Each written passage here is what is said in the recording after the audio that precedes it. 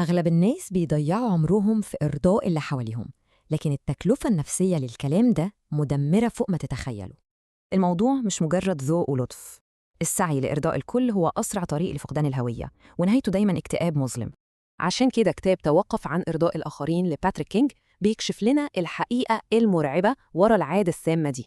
الأفكار الجاية غيرت حياة ملايين.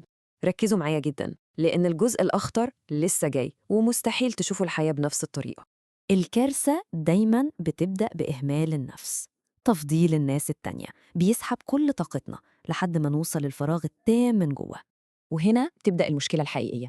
الفراغ ده بيتحول بسرعة لتوتر مزمن واكتئاب بيدمر الصحة النفسية بالكامل.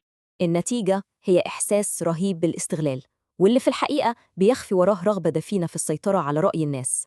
وبعدها أفكار سلبية مبالغ فيها وتوقعات سيئة بتسيطر على العقل تماماً وبتسرق أي سلام داخلي. طب إيه الحل؟ المخرج الوحيد من الفخ ده كله هو إجابة سؤال واحد بسيط: إيه هي الحدود؟ الحدود بكل بساطة هي أسوار نفسية بنبنيها عشان نحمي طاقتنا وسلامنا العقلي من أي استنزاف خارجي.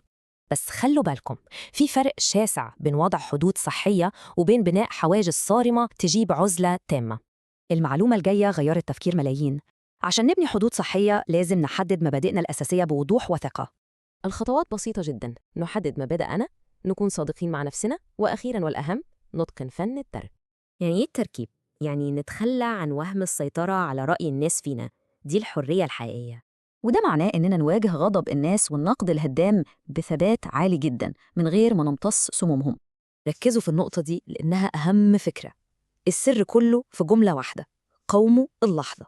مجرد إننا نقف ونقاوم الاندفاع لقول كلمة حاضر أو دي بداية القوة النفسية الحقيقية. الخلاصة، لما الإنسان بيعرف قيمته الحقيقية ويقدرها، الخوف من وضع الحدود بيختفي تماماً وبلا رجعة. لو كملتم الفيديو لهنا فأنتم فعلاً مختلفين. اشتركوا في القناة وفعلوا الجرس عشان يوصلكم كل جديد يطور تفكيركم.